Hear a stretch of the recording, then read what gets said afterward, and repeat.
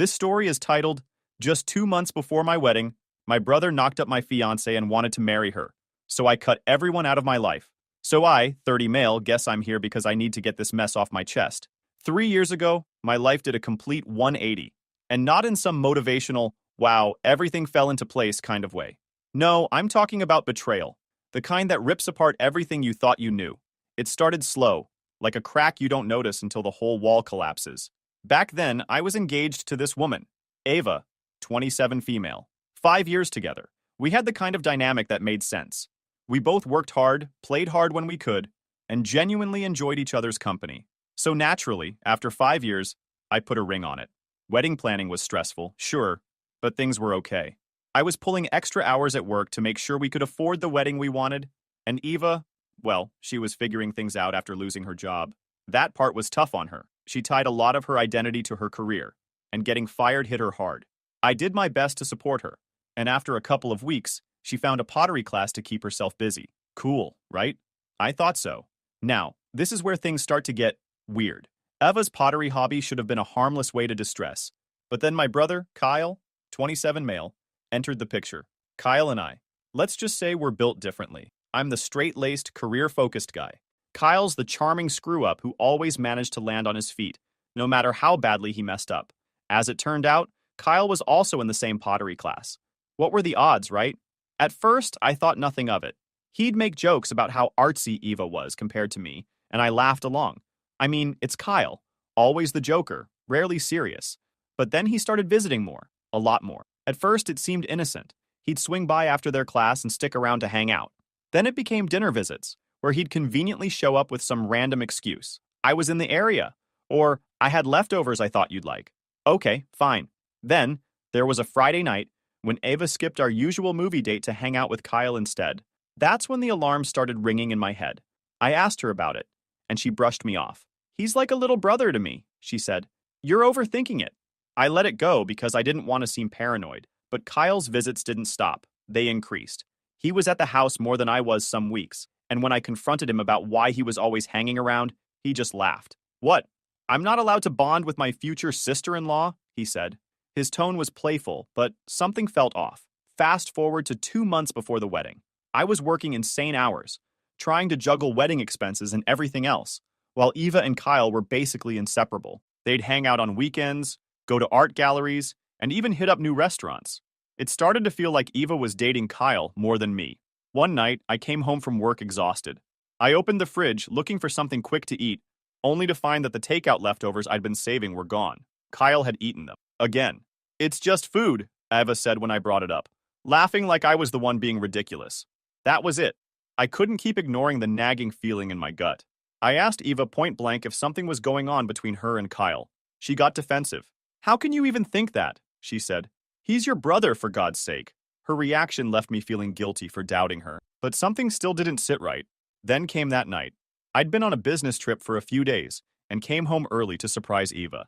I picked up her favorite takeout on the way and was looking forward to spending some quality time together. But when I pulled into the driveway, Kyle's car was parked outside. Now, normally, this wouldn't have been a big deal. Kyle dropped by unannounced all the time. But it was late, almost 11 p.m., and his car being there at that hour didn't make sense. My gut churned as I unlocked the door and stepped inside. The house was silent except for faint laughter coming from upstairs. The living room was empty, but the TV was on its flickering light. My eyes were immediately drawn to the cups scattered across the floor. I set the takeout on the counter, my hands shaking slightly. I told myself it was nothing, that I was overthinking it again, but I couldn't shake the feeling. If he is here, why are they not in the living room? I kid you not. In that moment, part of me wanted to turn around and leave, but another part, the part that needed undeniable proof, pushed me forward. I needed to assure myself that there was nothing between them. I walked upstairs, my heart pounding with every step. As I reached the bedroom door, I heard a voice, Kyle's voice. I pushed the door open, and there they were, Eva and Kyle together, in my bed. They didn't even notice me standing there. Normally, I'm the type to keep my cool, but this was beyond anything I could have prepared for. My fiancée, the woman I was planning to marry in 2 months, was in bed with my own brother. I didn't think. I just acted. Without a word, I stepped into the room, marched up to the bed, and grabbed Kyle by the back of his neck and yanked him away. The look of pure shock on his face was satisfying. He turned to me, and the confusion quickly morphed into straight-up terror. I didn't even glance at Eva. Kyle started stumbling over himself, mumbling some half-baked apologies, but I wasn't hearing it. Without a second thought, my fist connected with his face, and the crunch of his nose breaking was both satisfying and infuriating. "Get the hell out of my house!" I shouted, my voice shaking with rage. Kyle tried to shield himself, but I wasn't done. I hit him again, this time knocking him to the floor. Blood dripped from his nose as he scrambled to his feet, mumbling, "I'm sorry, man. I didn't mean for this to happen." "You didn't mean for this to happen?" I yelled. "You're in my bed with my fiancée. Get the fuck out of my house." Kyle, being the coward he is, bolted, clutching his face as he ran out the door. That left Eva, sitting on the bed, sobbing. "I'm sorry," she whispered. "It's not what it looks like." "Not what it looks like?" I said, glaring into her soul. She tried to plead, saying it was a mistake, that she wants to explain. I was completely disgusted. "You've got 5 minutes to pack your things and get out," I said. "And if you're not gone by then, I'll throw you out myself." She cried harder, begging me to listen, but I didn't care. I watched as she grabbed a suitcase and shoved whatever she could into it. When her time was up, I opened the door and stood there, waiting. She froze at the door, looking at me while sobbing and begging me to listen to her and give her a chance. But I didn't have chances to give. She used them all. I grabbed her hand, slipped the engagement ring off her finger, and pushed her toward the door. She tried to hold her ground, begging me to change my mind, but I was done. I yanked the door open and shoved her outside. She stumbled onto the porch, still sobbing and screaming for another chance. I didn't even bother looking back as I slammed the door in her face. That night, I sat alone, surrounded by the wreckage of my life. My plan of getting married vanished. My brother was a traitor. My world had been flipped upside down. I barely slept that night. My brain wouldn't shut up, running through every interaction, every red flag I missed. By morning, I was still furious, but the shock started wearing off, and reality began to sink in.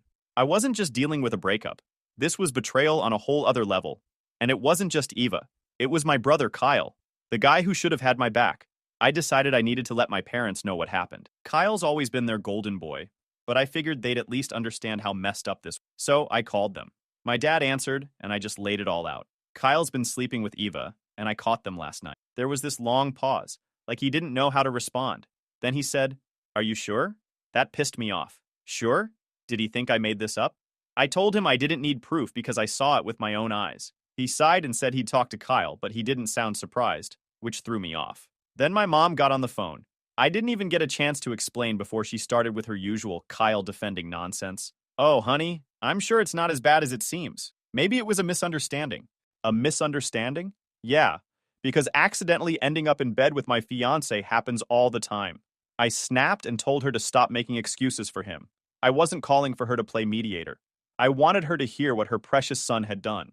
But then she said, "Kyle's been really struggling lately. He didn't mean to hurt you." Struggling? What does that even mean? Struggling to keep his pants on?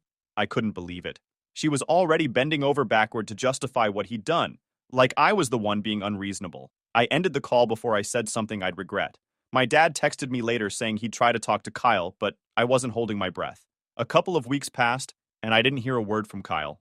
Honestly, I was glad. I didn't trust myself not to knock him dead if he tried to explain. Instead, I threw myself into work. I figured keeping busy would help me block out the noise in my head. After a few months from that doomed night, my phone rang. It was Kyle. I almost didn't answer, but I wanted to hear what kind of excuse he could possibly have. His voice was shaky, like he was nervous. "Look, man, I screwed up. I don't know how it happened, but I didn't mean for it to go this far." I couldn't even believe what I was hearing. Didn't mean for it to go this far? So what, sleeping with my fiancé was some kind of accident? He started stammering, saying it was complicated, that Eva was unhappy, and they connected. Connected? I hung up before he could keep going. He texted me the next day, saying he and Eva wanted to meet. He claimed they had something important to tell me. Against my better judgment, I agreed. I told them to meet me at a coffee shop. I wasn't about to let them step foot in my house again. When I got there, they were already sitting at a table.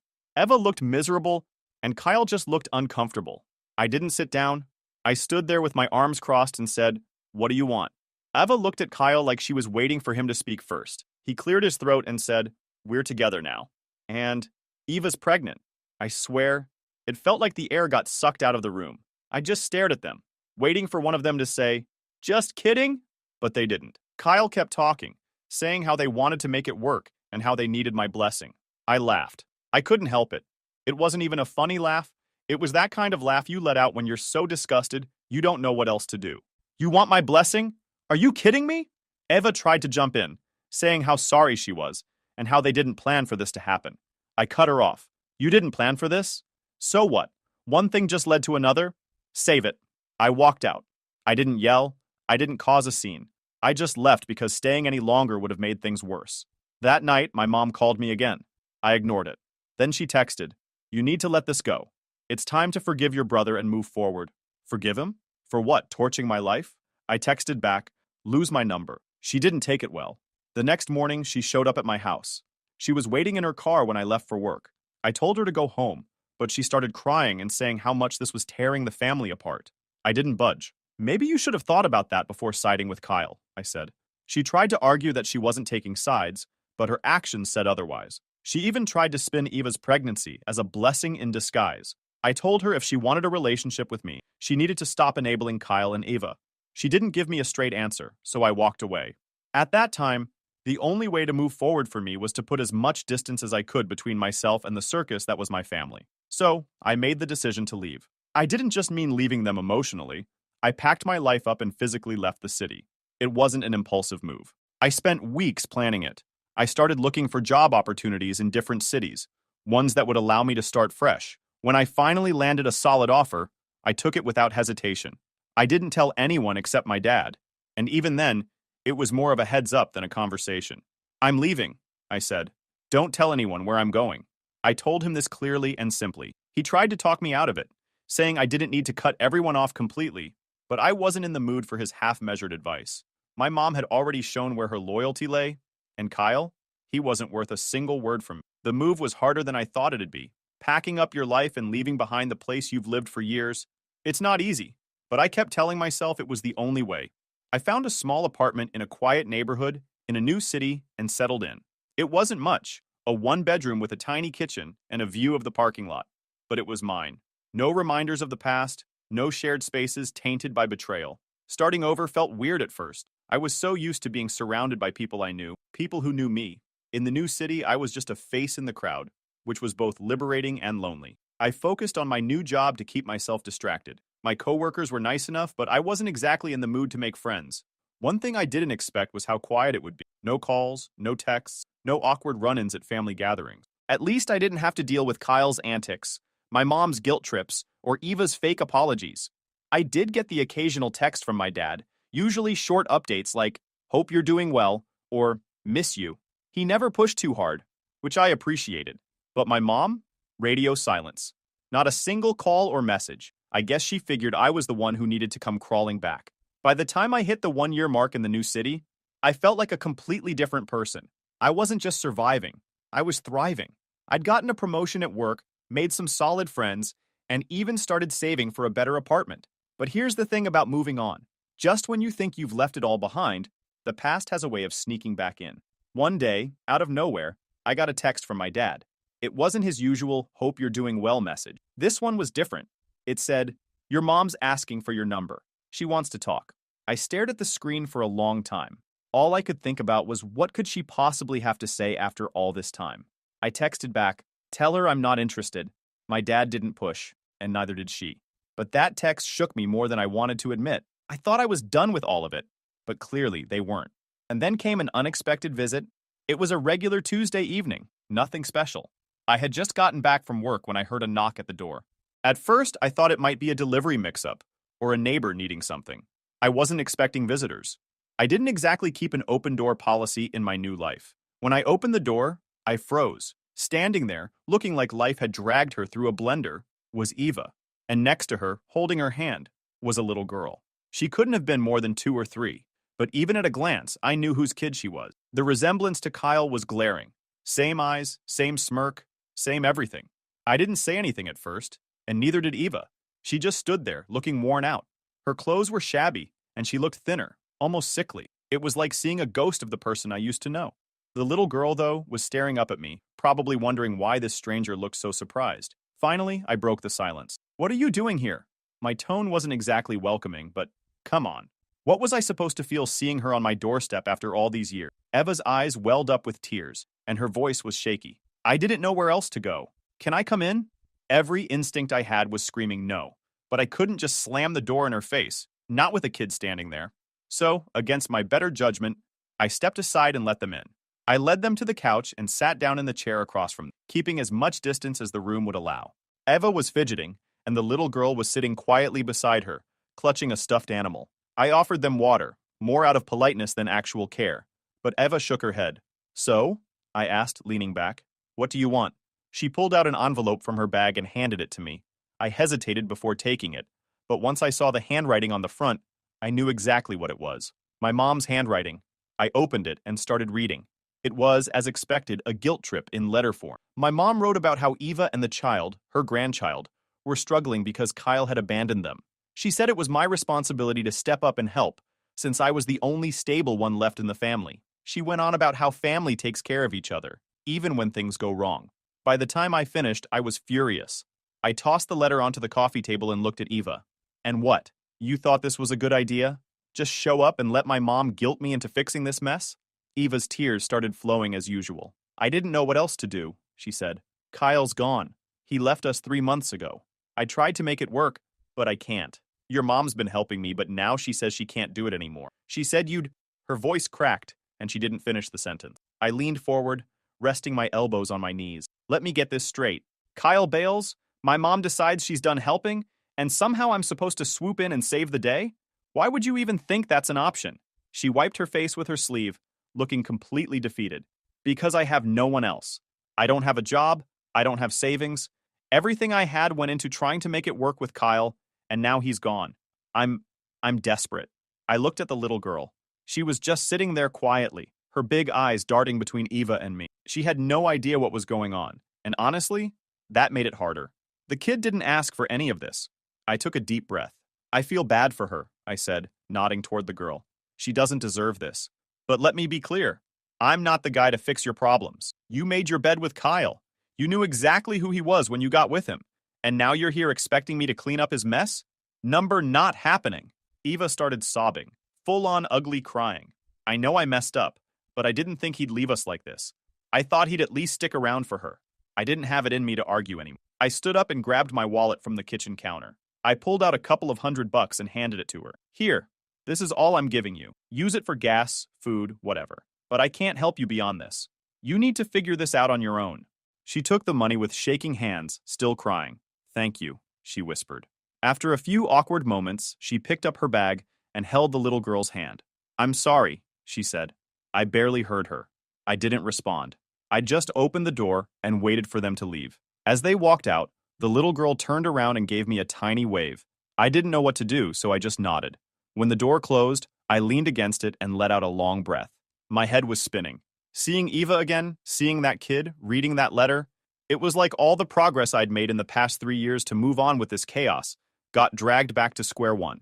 I sat down on the couch and stared at the envelope on the table. My mom had some nerve. After everything that happened, she still thought she could guilt me into playing savior for Kyle's mess. I couldn't wrap my head around it. Did she really believe I owed them anything? The next morning, I called my dad. I already knew my dad had given Eva my address, but I wanted to hear it straight from him. So I called him and got right to the point. Why the hell did he think it was okay to share my location with her after I told him not to? What exactly did he expect me to do for Eva and her kid? There was this awkward pause on his end. I'm sorry, son. I really am. He sounded regretful, but that didn't make it any better. He explained that they had tried to help Eva as much as they could, but with Kyle gone, their hands were tied. Then he dropped the real reason. Your mom begged me to give her your address. She thought maybe if you saw her after all this time, you'd want to help her out. She has nowhere else to go. Hearing that only pissed me off more. I straight up asked him why he thought I'd ever help someone like her. I reminded him exactly what Eva did. She betrayed me with my own brother, hurt me in ways I couldn't even explain. And now they expected me to just step in and play savior? He said he understood why I was upset, but then he pulled the family card. That was it for me. I told him we were done. I trusted him to be different from my mom, to actually have my back, but nope. Turns out they're all the same. Backstabbing, manipulative, and completely blind to how much they've hurt me. Did they really think I'd forget everything and just take in Kyle's kid like nothing ever happened? Unbelievable. That was it for me. My family had already betrayed me once. I wasn't going to let them pull me back into their mess. So, after Eva and her kid walked out that door, I thought I'd finally gotten rid of all the leftover drama. I mean, I'd done what I could without compromising my boundaries, gave her some cash, and sent her on her way. I wasn't happy about it, but I figured it was over. Yeah, not so much. The next day, I got a text from my dad. He said my mom wanted to talk to me. No surprise there, it was probably about Eva's visit. I ignored it. A few hours later, another text came in. She just wants to explain her side. Her side? What side could there possibly be? She'd given my address to the woman who blew up my life, all so she could guilt me into cleaning up after Kyle. I told my dad to drop it. Tell her there's nothing to explain, I wrote back. If she keeps pushing, I'm done talking to both of you. I hit send and left it at that. But of course, my mom wasn't one to take no for an answer. 2 days later, she showed up at my apartment. I got home from work, tired as hell, and there she was, sitting in her car outside my building. The second I stepped out of my car, she got out and started walking toward me. Can we talk? She asked, like she hadn't completely bulldozed the boundaries I'd set. I sighed. Mom, I'm not doing this. Go home. She ignored me and started in on her speech. I know you're upset, but I had to do something. Eva and her daughter are family. They need help, and you're the only one who can give it to them. Family? I snapped. You're still calling her family after what she did? And Kyle? He's the reason they're in this mess, not me. Go find him if you want to play savior. She shook her head like I was the one being unreasonable. Kyle's not around, and you know that. He's not reliable, but you are. That little girl doesn't deserve to suffer because of her father's mistakes. I stared at her, trying to wrap my head around what she was saying. You've got some nerve, I said finally. After everything Kyle did to me, you really think I owe him or Eva anything? I don't care how much you twist it. This isn't my responsibility. Do you think I want to ask you for help? She said. I don't, but Jessie is your niece. She's innocent in all this. I thought you'd understand. I couldn't believe it. You're unbelievable, I said. You didn't think about me when Kyle was screwing over my life. You didn't think about me when you sided with him after the wedding got called off. And now, because he bailed, you think I should swoop in and fix it? Number not happening. She tried again, this time with tears. I just want what's best for Jessie. She's your blood. I took a deep breath, trying to keep my cool. And whose fault is it that Jessie's in this situation? It's Kyle's. You want to help her? Go find him. Tell him to step up and be a father. But don't come to me. I'm not your backup plan. At that point, my neighbors were starting to glance over, probably wondering why this middle-aged woman was crying in the parking lot while her son was visibly pissed. I didn't want to make a scene, so I turned to leave. That's when my mom grabbed my arm. Please, she begged. Don't do this. I yanked my arm away and looked her dead in the eye. I'm not doing this bullshit. If you can't respect that, don't call me again. I went inside and locked the door. My phone started buzzing almost immediately. Calls, texts, voicemails. I didn't even look at them. I put my phone on silent and turned on the TV. But even then, I couldn't focus. The next morning, I called my dad. I'm done. Every time I tell you guys to leave me on my own, you keep pressing my buttons, I said the second he picked up. She showed up at my place after I told her not to, I said. And you let her think that was okay. He sighed. I didn't know she was going to do that. Yeah, well, now you do. Tell her to stay away. Both of you. I'm serious. Son, he started, but I cut him off. I'm not doing this anymore. I told you where I stand, and if any of you show up at my place again, I'll call the police. He tried to argue, saying my mom meant well, and that she was just trying to do the right thing. I hung up before he could finish. Over the next few days, I blocked my dad's number too. I was done with the constant guilt trips and justifications. It wasn't easy, though. Cutting off your own parents isn't something you do lightly, but what choice did I have? They'd made it clear where their priorities were, and it wasn't with me. That's where things stand for now. Currently, I'm planning to find out what Kyle's been up to and why he thinks he can just walk away from all this mess. I'm planning to track him down. If you're interested, I'll post an update. Final update. All right, so here's the update some of you were waiting for.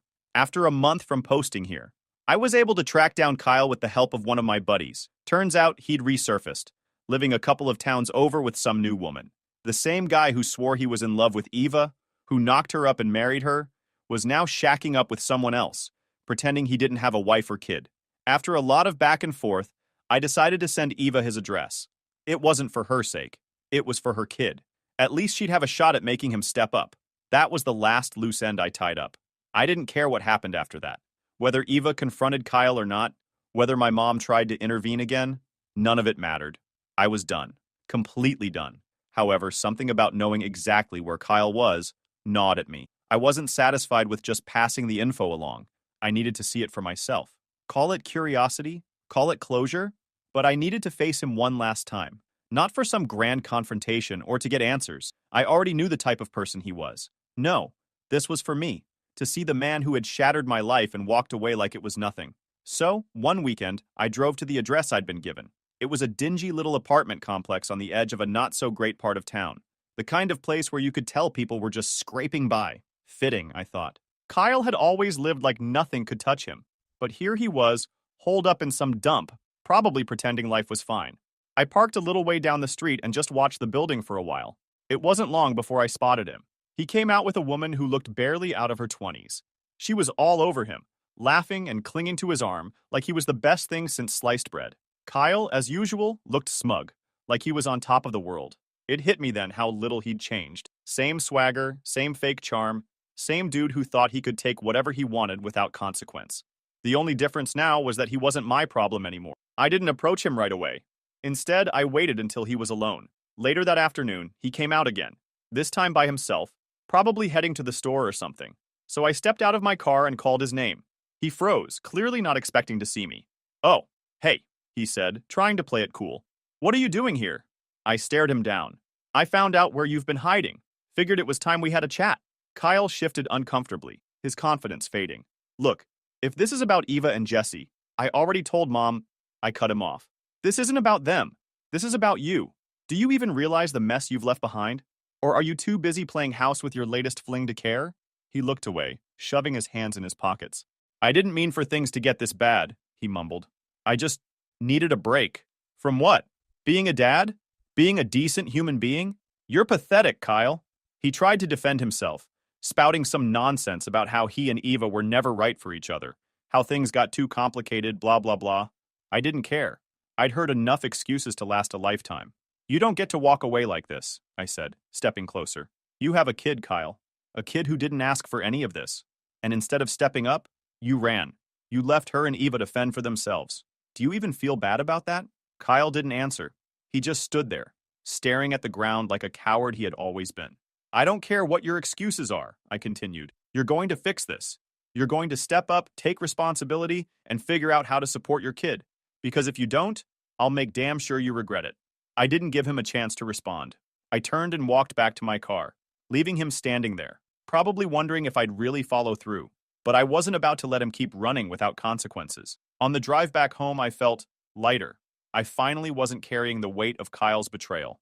I'd faced him, told him exactly what I thought, and left him to deal with his own mess. In the end, all this wasn't about winning or getting revenge. For me, it was about reclaiming control, letting go of the pain, setting boundaries, and refusing to let their chaos pull me back in. I've got my own life now, one where I'm finally free of their nonsense. And for the first time in a long time, I feel at peace. That's it. That's the whole story. Thanks for sticking with me, Reddit. It feels good to finally get this off my chest. If you're dealing with toxic family or betrayal, take it from me. You're allowed to walk away. Sometimes it's the only way to move forward.